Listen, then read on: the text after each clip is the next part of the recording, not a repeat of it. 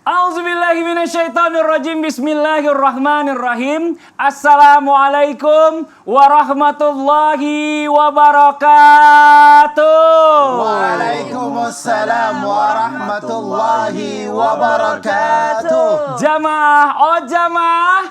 Alhamdulillah. Alhamdulillahirabbil alamin. Allahumma sholli ala sayidina Muhammad wa ala ali sayidina Muhammad. Rabbi shrah li sadri wa yassir li amri wahlul 'uqdatam min lisani yafqahu qawli. Jamaah Islami Tinda yang dirahmati Allah. Gimana kabarnya, sehat? Alhamdulillah. Zaman sekarang ini banyak banget orang yang suka komplain atau mungkin suka iri dengan pencapaian orang lain. Wah, naudzubillah min zalik nih. Kalau harusnya dia berjuang sendiri untuk mendapatkan itu ya. Tapi bagaimana caranya supaya kita bisa menghadapi orang-orang yang nggak suka dengan pencapaian kita, mungkin jabatan, mungkin karir dan lain-lain. Hari ini kita bahas ya. Tema kita hari ini bagus banget. Mudah-mudahan jadi pelajaran terutama buat kita semua yang ada di sini dan juga yang di rumah. Temanya apa sih? Temanya adalah hidup bahagia, mati mulia. Alhamdulillah. Nah, buat bapak-bapak, ibu-ibu, adik-adik, kakak-kakak semua yang ada di rumah nih yang lagi nonton, yuk. Semuanya ya kita belajar sama-sama hari ini. Mudah-mudahan kita menjadi orang yang hidupnya mulia atau mungkin hidupnya bahagia, matinya mulia. Alhamdulillah. Sebelumnya kita lihat dulu ada video tayangan ya tentang pengemis yang berbahagia walaupun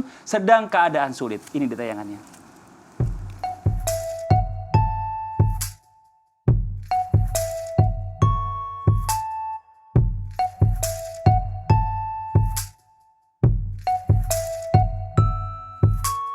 Masya Allah, tabarakallah ya. Kalau kita ngelihat orang bahagia, kita itu ikut bahagia gitu.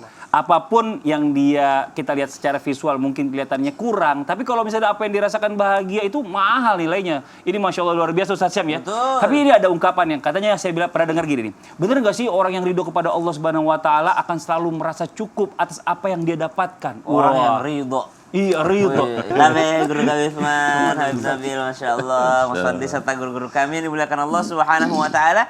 Alhamdulillahirabbil alamin wassalatu wassalamu ala asyrafil anbiya'i wal mursalin sayyidina Muhammadin wa ala alihi wa sahbihi ajma'in. Asbahna wa asbahal mulku lillahi rabbil alamin. Subhanaka la ilma lana illa ma 'allamtana innaka antal alimul hakim. Rabbi shrah li sadri wa yassir li amri wa hlul 'uqdatam min lisani yafqahu qawli waj'al li wazira min ahli. Amin amin amin ya rabbal alamin. Ridha akan ketetapan Allah. Bahkan kepada orang-orang yang tidak mau ridha akan ketetapan Allah, orang-orang yang tidak mau ridha akan apa yang ditakdirkan Allah, silahkan mencari tempat hidup yang lain, kata Allah Subhanahu Wa Taala dalam sebuah hadis qudsi. Saking pentingnya ridha akan ketetapan Allah. Namun apa sih efeknya buat kehidupan bapak-bapak, ibu-ibu sekalian, seluruh yang menyaksikan acara Islam itu indah, baik yang berbicara ataupun yang sedang menyaksikan, mendengarkan, subhanallah. Nabi SAW pernah memanggil Sayyidina Abu Hurairah radhiyallahu anhu warḍah.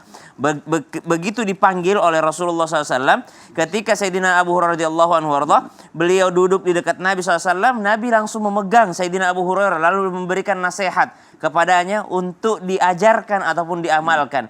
Kata Nabi SAW, ittaqil maharim takun a'badan nas. Jauhilah, takutlah engkau akan kemaksiatan kepada Allah, maka engkau akan menjadi seorang ahli ibadah. Mungkin kalau kita berpikir ahli ibadah itu adalah yang rajin sholat, yang rajin ibadah, yang rajin ini. Ternyata Nabi katakan, jauhi maksiat, engkau jadi ahli ibadah. Maka ulama menjelaskan bahwasanya ternyata menjauhi maksiat itu lebih sulit dibandingkan mengerjakan ibadah. Banyak orang mengerjakan sholat, tapi di luar sana dia juga menipu orang lain, subhanallah. Bener. Lalu kata Nabi SAW, kalau engkau ingin menambah dari penasehat itu, kalau engkau ingin ditambahkan lagi, maka Nabi SAW, warda bima qasamallahu lak takun aghnan nas.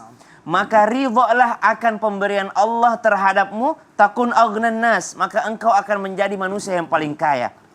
Subhanallah. Jadi ridha akan ketetapan Allah itu bukan hanya membuat bahagia. Kata Nabi, engkau akan menjadi manusia yang paling kaya. Karena yang paling miskin adalah mereka yang susah akan ridha terhadap ketetapan Allah. Khalifah Harun ar-Rasyid pernah memanggil seseorang, tolong nasihatilah aku, nasihatilah aku, nasihatilah aku. Lalu diberikan beliau kepadanya segelas air. Ketika Khalifah Harun ar-Rasyid ini mau meminumnya oleh pelayan tadi mengambil kembali air tersebut. Wahai Khalifah, seandainya dalam keadaan engkau ada makanan yang nyangkut ke tenggorokanmu, lalu aku nggak berikan ini air, maukah engkau tukar kerajaanmu dengan setengah daripada segelas air ini? Maka Harun ar-Rasyid mengangguk, betul, aku akan menukarnya dengan setengah gelas air tadi. Maka pelayan itu mengatakan, berarti kerajaanmu tidak lebih dibandingkan setengah gelas air ini. Maka itu adalah pemberian Allah. Orang yang tidak mau ridho daripada pemberian Allah, maka dia tidak akan pernah merasa bahagia. Wallahu ta'ala. Jadi ridho dengan apa yang Allah berikan kepada kita ini adalah Iya. salah satu bentuk syukur ya Bentuk sebenarnya. syukur. Banyak nih di sosial media kita lihat ya teman-teman ya, mungkin kalau kita lagi scrolling gitu. Wah, orang-orang nih banyak banget yang menunjukkan amal solehnya. Tapi kok bisa nih orang-orang ini seperti ini? Padahal kita pernah mendengarkan juga bahwa Allah itu benar-benar gak menyukai orang-orang yang menyombongkan amalannya atau mungkin kesolehannya. Nah, ini ada maksud apa sebenarnya Allah ini bisa sampai seperti ini nih, Bib? Mohon izin penjelasannya, Bib Usman. Waqala Rasulullah sallallahu alaihi wasallam, "Innallaha yuhibbul khafiyah." Hadis dari baginda Nabi besar Muhammad sallallahu alaihi wasallam, sungguhnya Allah mencintai hamba yang mereka mengasingkan diri. Udah diri aja deh. Ya, Afwan, Mas Fadli. Kirain udah gak sanggup berdiri. Masih sanggup. Kalau enggak, bukan. Masalahnya lebih enakan dulu. Oh, iya. Assalamualaikum warahmatullahi wabarakatuh. Waalaikumsalam warahmatullahi wabarakatuh. Alhamdulillah. Alhamdulillahil wahidil ahad. Alladzi lam yalid wa lam yulad wa lam yakul lahu kufuwan ahad. Laisa kamitslihi syai'un wa huwas samiul basir. Summa fasalli wa sallim wa barik ala sayyidina wa habibina wa syafi'ina wa maulana Muhammadin sallallahu alaihi wasallam wa ashabihi wa azwajihi wa dzurriyyatihi wa ahli baitihi wa ansarihi wa ashari ma ba'du. Segala puji bagi Allah Subhanahu wa taala yang telah memberikan kita nikmat iman, nikmat sehat walafiat. Ya alhamdulillah, pada pagi hari ini bapak-bapak, ibu-ibu, kakek-kakek, nenek-nenek, anak gadis. Oh, ada anak gadis. Ada gadis juga ya. Ada Yang gadis. nonton Islam itu indah, insya Allah Yang udah gak gadis juga. mendapatkan ilmu yang bermanfaat dari guru-guru kita, bisa diamalkan untuk dirinya, Amin, suaminya, amin. istrinya, anak-anak kita, dan Amin. insya Allah penuh dengan keberkahan dan Amin. keridhaan Allah Subhanahu Wa Taala. Amin, amin ya Allah ya Rabbal Alamin. alamin. Ketika kita mendengar hadisnya baginda Nabi besar Muhammad sallallahu alaihi wasallam, innallaha yuhibbul khafiyah. Allah mencintai hamba yang dimana mereka mengasingkan diri dengan amalannya. Ya hanya dirinya yang tahu dan hanya diri yang paham, dan Allah Subhanahu wa taala yang memperhatikannya. Wa qala Imam Syafi'i radhiyallahu an dalam sebuah kitabnya, siapa orang yang dia mengamalkan amalan yang hanya Allah yang mengetahuinya, itu lebih baik bagi kamu. Dan itu sungguhnya akan besar di dalam akhiratnya Allah pahalanya, dan akan kecil ketika engkau mempamerkannya di dalam akhiratnya Allah Subhanahu wa taala. Dan tidak ada artinya di dalam hadapan manusia.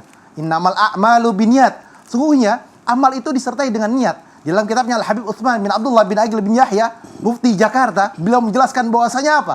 Beliau menjelaskan semua tergantung daripada niatnya. Ketika seorang hamba memiliki niat yang baik dengan tujuan lingkungannya orang-orang yang zalim, orang-orang yang pelit, orang-orang yang bakhil, orang-orang yang jauh daripada naungan dan ridhonya Allah, bolehlah kalian menunjukkan itu sedekah kalian agar mengundang yang lainnya untuk bersedekah. Karena apa? Hanya hati Anda yang Allah lihatkan dan Allah yang mengetahui. Ketika hati kita memperlihatkan sebuah kebaikan di hadapan Allah, niat dengan tulus mengajak teman-teman kita, keluarga kita, tetangga kita, saudara kita untuk bersedekah, maka itu pahala yang besar yang Allah berikan kepada kita. Ketika hati kita mempunyai niat pamer, ria, sombong bahkan, maka kita tidak akan mendapatkan keberkahan, tidak akan mendapatkan apa-apa. Sia-sialah amal ibadah kita yang kita lakukan, sedekahnya, atau ayo sholat bareng. Yeah. Mau di mana sholatnya? Paling depan, ya kan? Wih, ini Giliran di mantap, rumah, Masya Allah. sholat juga kagak. Oh, no. Ya kan? Nah, ini adalah bentuk yang dimana sholatnya aja pamer, sholatnya aja sombong. Bahkan kalau manusia yang sombong, dijelaskan di dalam hadisnya baginda Nabi besar Muhammad sallallahu alaihi wasallam, la yadkhulunal jannah man fi qalbihi misqala dzarratin min kibrin. Gak akan masuk surga bagi siapa orang yang mempunyai sifat sombong dalam sebesar biji jarah. Ya kan? Dalam hatinya dan jiwanya nih ada sifat sombong, la yadkhulunal jannah. Gak akan masuk surganya Allah Subhanahu wa taala. Oleh karena itu, perbaiki niat kita. Kalian bermedia sosial boleh. Kalian mempunyai blogger atau apapun bebas. Yeah. Tetapi dengan niat yang baik, mencari ridhonya Allah. Bukan hanya kalian flexing, bukan kalian hanya memamerkan, bukan hanya kalian ingin dunianya, hubbud dunia, melainkan semuanya niat karena Allah Subhanahu wa taala. Wad'u ila sabili rabbika bil hikmah wal mau'izatil hasanah wajadilhum billati hi ahsan. Kalian berdoa dengan mencari ridhonya Allah. dengan cara yang baik. Nah, buat jamaah Islam itu yang ada di rumah yang dirahmati Allah, di Masya Allah, buat bapak-bapak, ibu-ibu, kakak-kakak, adik-adik semuanya ini ya. Kalau kita ngelihat zaman sekarang ini manusia ini selalu ngelihat orang patokannya dunia. Selalu ngelihat ke atas, wah, jarang ngelihat ke bawah. Jadi kalau misalnya ukuran kesuksesan itu kita ngelihat ke atas mulu gitu. Orang yang lebih hebat, orang yang lebih jabatannya tinggi, orang yang duitnya lebih banyak gitu ya Bib ya. Tapi ini Masya Allah, saya pernah mendengar juga nih katanya orang kalau memandang sesuatu dengan tinggi di dunia, maka matinya nanti akan fakir atau tidak mulia. Nah ini mohon izin penjelasannya seperti apa Bib? Fadhol, silakan Habib Nabil Al-Musawwa. Baik, izin Habib Utsman sama Ustaz Syam. Ya. Bismillahirrahmanirrahim. Assalamualaikum warahmatullahi wabarakatuh. Waalaikumsalam warahmatullahi wabarakatuh. Alhamdulillah wassalatu wassalam ala sayyidina Rasulillah wa ala alihi wa sahbihi wa mawalah amma ba'd. Para pemirsa, Islam itu indah dimanapun berada. Anak-anakku sekalian yang saya cintai karena Allah Subhanahu wa ta'ala. Tadi berkaitan dengan orang yang kalau dalam masalah dunia dia selalu memandang ke atas. Bagaimana arahan syariat Islam tentang masalah ini? Dalam hadis baginda Rasul sallallahu alaihi wasallam menyebutkan, kata beliau, undur ila man tahtaka wa la tandur ila man fawqaka. Kalau kamu mau memandang orang lain dalam masalah dunia, hendaklah kamu pandang orang yang di bawah kamu. Jangan kamu memandang orang yang di atas kamu. Al-Imam Al-Ghazali di dalam kitab Al-Faid Al-Qadir, ya Syarah Al-Jami' As-Saghir, ya beliau menyampaikan ya tentang masalah itu, kata beliau, syaitan itu, salah satu jebakan syaitan adalah ketika manusia melihat orang yang lebih kaya, lebih tinggi jabatannya, lebih ganteng atau lebih cantik, maka syaitan membisiki orang itu. Lalu syaitan berkata, coba kamu lihat dia, makanannya lebih baik dari kamu, pakaiannya lebih indah dari kamu, kendaraannya lebih bagus dari kamu. Ayo kamu kejar dia. Akhirnya orang ini kemudian di dalam pikirannya, di dalam hidupnya, sehari-harinya, sewaktu-waktunya berpikir bagaimana dia bisa mendapatkan dunia. Akhirnya dia melupakan akhirat. Sebaliknya tipu daya setan, kata Al-Imam Ghazali rahimahullah, ya bahwa ketika ada orang yang melihat orang yang taat, yang soleh, maka syaitan berkata, salah satu contoh misalnya orang, dia sering ke masjid, ya tadi kata Habib Utsman, kata Ustaz Syam, orang sering ke masjid, lalu kemudian syaitan bilang, wah ketika lihat orang ke masjid, kata syaitan, kamu juga kan sholat, sama aja, apa bedanya dengan dia, yang penting kamu sholat. Ketika orang bersedekah, oh kamu juga bersedekah, kalau kita masih tetap ingin mengikuti orang itu, syaitan berkata, alah belum tentu dia ikhlas. Oh dia ke masjid pengen dilihat orang lain. Itulah bisikan syaitan terhadap urusan dunia dan akhirat. Nah oleh sebab itu maka para ulama menyampaikan, ya kalau di dalam masalah akhirat itu kita harus melihat ke atas. Bahasa dalam Quran dikatakan sari'u, ya wasabiqu, dalam hadis wabadiru, ya jadi bersegera, berlomba, cepet-cepetan, bersaing kita dalam masalah akhirat. Bukan seperti dalam masalah dunia. Al-Imam Hasan Al-Basri rahimahullah ta'ala anhu menyampaikan, kata Imam Hasan Al-Basri, kalau kamu melihat orang yang melebihi kamu dalam masalah dunia, maka saingi dia, kalahkan dia dalam masalah akhirat. Masya Allah. Nah jadi kita seperti itu. Jadi justru jangan ngejar dunianya tapi akhiratnya.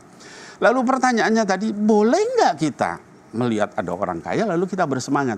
Hadirin wal hadirat, muslimin muslimat, anak-anakku sekalian, ya yang saya cintai karena Allah, Islam mengajari kita untuk mengarahkan seluruh pandangan kita ke akhirat. Bukan berarti Islam menyatakan dalam dunia ngasal aja, kamu kerja biasa-biasa, bukan begitu ya. Dalam hadis dikatakan innallaha kataba al-ihsana ala kulli syai'. Hadis ini luar biasa. Jadi Allah Subhanahu wa taala dikatakan sesungguhnya Allah kataba, mewajibkan apa al-ihsan, artinya apa? Profesional dalam hal apa? Ala kulli syai', dalam segala hal. Jadi kerja Mas Fadli tetap profesional. Harus profesional. Harus jadi orang kaya. Harus jadi orang kaya, tapi tujuannya buat akhirat. Itu dia. Makasih banyak Habib atas penjelasannya. Buat jamaah Islamidin yang ada di rumah jangan kemana-mana, kita segera kembali lagi tetap di Islam itu Indah. Jamaah. Oh jamaah. Alhamdulillah. Tiba-tiba bisa datang tuh. Udah